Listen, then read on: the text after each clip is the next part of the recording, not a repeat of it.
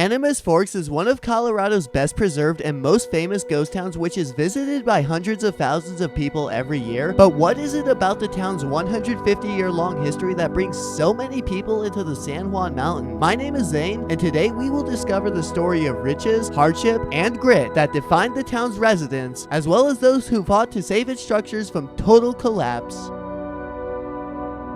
Although the San Juan Mountains were first formed millions of years ago by massive tectonic plates colliding with one another, and the area would become inhabited by Indian tribes only a few thousand years ago, our story doesn't get its beginning until the 1860s when Americans first began exploring the area in search of gold and other minerals, the first large discovery of which was made in 1869. At the time, the land was owned by the Ute Indians, who were not happy about the incursions, however were largely non-violent. This resulted with President Ulysses S. Grant appointing a commission to negotiate the Brunot Agreement of 1873, named after Felix Brunot, in which the Utes ceded the San Juan Mountains to the federal government, thus allowing miners to show up and prospect by the droves. By August of the next year, a few miners settled along the area that would become Animas Forks, and in February of 1875, a post office was established. While originally the town had been called Free Forks of the Animas River, with the arrival of the postal service, the name was shortened to Animas Forks. In 1875, a woman named Esther Eckhart arrived at Animas Forks, who would end up running one of the boarding houses and frequently extended credit to the miners. One day, a miner attempted to leave town without paying up, and a vigilante group found him and threatened to lynch him if he didn't pay, which eventually of course he did, and this would mark the end of anyone attempting to steal from Mrs. Eckhart. Like most other mining camps of that age, Animas Forks was a boomtown, and in 1876 it gained dozens of cabins, a hotel, general store, among many other businesses, and with the construction of a large mill at the town, investors began pouring money into the area's mine. With the formal town site being laid out in 1877, daily stagecoaches began running between both Lake City and Silverton, and Animas Forks received its first legal saloon. Perhaps more important, however, was the creation of the Bonanza Tunnel, which at nearly 6,000 feet in length was one of the largest mines in the region and connected Forks with the nearby mining camp of Mineral Point, a personal favorite ghost town of mine. For a time, the mine would become the largest employer at the town. Over the next couple of years, a sawmill and dam were constructed along the Animas River, as well as one of the town's most iconic structures, a two-story boarding house that is perhaps the town's most recognizable icon still standing. By the turn of the next decade, Animas Forks had a population of 150 people and was finally incorporated as a real town, becoming only the second municipality in San Juan County. Over the next couple of years, the town's population would blossom to over 450 residents, along with the addition of dozens of new cabins and businesses. In 1882, a jail was constructed at the town, a school district sprang up, and with the establishment of the Animas Forks Pioneer, the town's first and sole newspaper, it could now boast of having the highest elevation newspaper in the entire United States. 2 years later, in 1884, the town received one of its worst ever blizzards, which completely shut the town off from the outside world for almost a month, with the snow being so deep it forced the residents to literally dig tunnels between buildings. The second half of the 1880s would see the beginning of the end for Animas Forks, for the shuttering of the Bonanza Tunnel would see the blacksmith and butcher leave town, and in 1886 the town's newspaper closed down. In 1891, a fire ravaged what remained of the town, destroying over 14 structures and causing $20,000 in damages, which equals almost $700,000 in today's money. Largely due to this, the post office closed down, and the town became largely deserted, although a few mines, like the Sunnyside Extension gold mine, continued to operate within the area. And just like many other boom towns, in 1903, Animas Forks would get a second chance at life when the Bonanza Tunnel was acquired and reopened by Franklin Rockefeller and N.R. Bagley, while the Sunnyside was bought by the Gold Prince Mining Company, who began work on the Gold Prince Mill a year later. In November of 1904, after months of hard construction and a cost of $107,000, almost $4 million in today's money, the Silverton Northern Railroad's extension from the town of Eureka to Animas Forks was finally completed, resulting in the cost of transporting minerals plummeting, and for the first time, mining low-grade ores became a realistic possibility. Each mile of the line cost almost $27,000 to build, a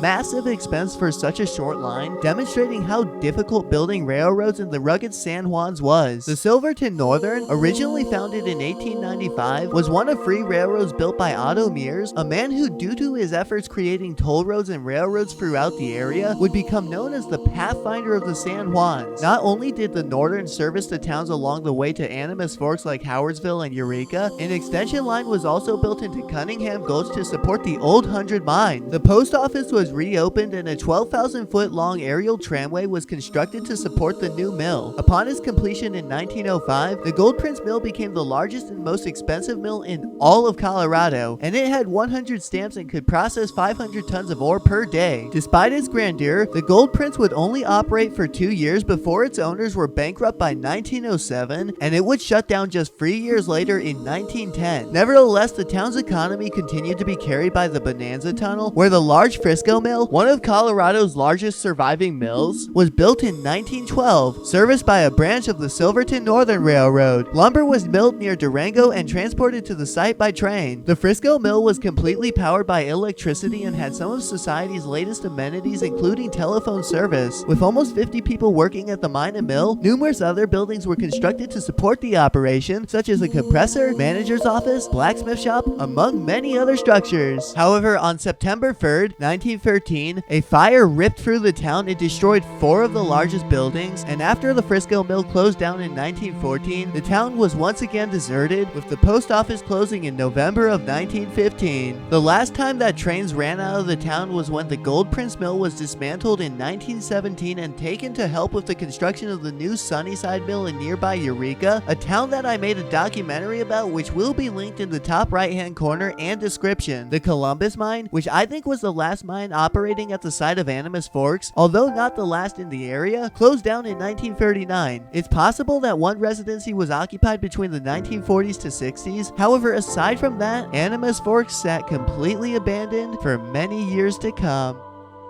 So, what remains of Animas Forks today? Well, to start with, the remaining structures in the town began heavily deteriorating due to the harsh winter elements. Some stabilization work took place in the 1970s, while some structures saw major repairs in the 90s. However, the weather and ignorant assholes who visited the site continued to cause damage. In 2011, residents of Silverton were able to get the ghost town listed on the National Register of Historic Places, and together with the San Juan County Historical Society, they raised over $300,000 for its restoration and were able to restore the remaining structures and stabilize the Frisco Bagley Mill. Today, there are 9 buildings still standing, including the Columbus Mill, 2-story Duncan House, and the old jail, all of which you can go inside and read interpretive signs for. There's the foundations and remains of an additional 30 structures in Gold Prince Mill along the hillside. The Frisco Bagley Mill still stands, although its supporting buildings have all collapsed and the tunnel is gated off. While the structure is awesome, please do not walk around it, as it is very fragile and has not been restored the way that the other buildings have been. Heading up California Gulch, there are dozens of other abandoned mines scattered around the area, with some, like the Pacific Mine and Sound Democrat Mills, haven't been restored to their original state. Animas Forks is also the intersection for multiple mountain passes, such as Engineer and Cinnamon Passes, both of which lead to Lake City and have dozens, if not hundreds of mines and ghost towns along them, which I made a documentary covering Cinnamon Pass's numerous ghost towns. Link is in the top right hand corner and description below. Hardly anything remains of the Silverton Northern Railroad. The only one of its trains still in existence is a caboose at the Historical Museum in Silverton, and a few ties hidden in the ground at what used to be the beautiful town of Eureka. Silverton is still a very nice former mining community, which is famous for being the terminus of the Durango and Silverton Railroad, and many miners and their descendants continue to reside in the town. Between Silverton and Animas Forks, the ghost town of Howardsville, the first county seat of San Juan County, sits near the famous Old 100 Mine and boarding house, surrounded by some of the most fabulous mountains in the entire world, with the restored Little Nation and Pride of the West Mills easily accessible. There's also the remains of Middleton, a tiny mining camp that only operated for a few years, while at Eureka the remains of the Sunnyside Mill can be explored along the hillside, along with various other buildings, foundations, and a restored jail. And right outside of Animas Forks itself are the remains of the Silver Wing Mine, which has an Italian flag painted on it, along with so many other mines and tramways hiding out in the many different gulches and mountains surrounding the town that we'd be here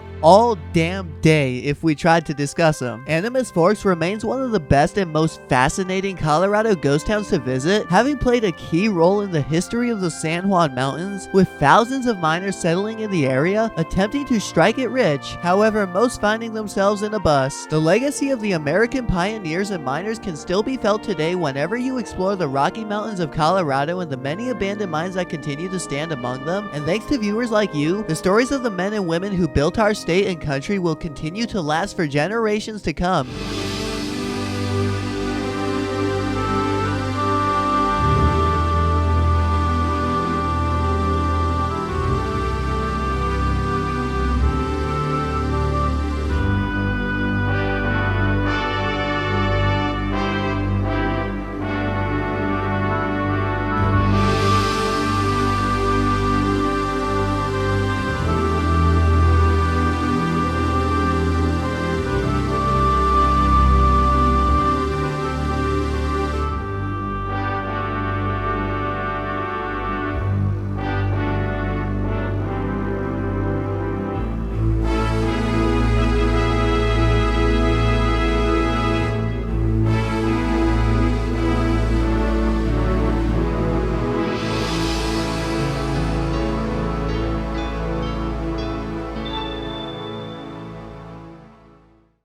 Yeah, the San Juans are one hell of a place. Even today, many of Colorado's most important towns were originally just small mining camps or founded as railroad stops. And what's even cooler than seeing how these towns evolved is stepping back in time and visiting the remains of what once was, or chipping in to help preserve the last remains of Colorado's mining past. And with your help and care, the ghost towns of the San Juans will continue to be accessible for hundreds of years to come. Raw, rugged, untamed, and gorgeous. I'm Zane Lewis. Thanks for watching.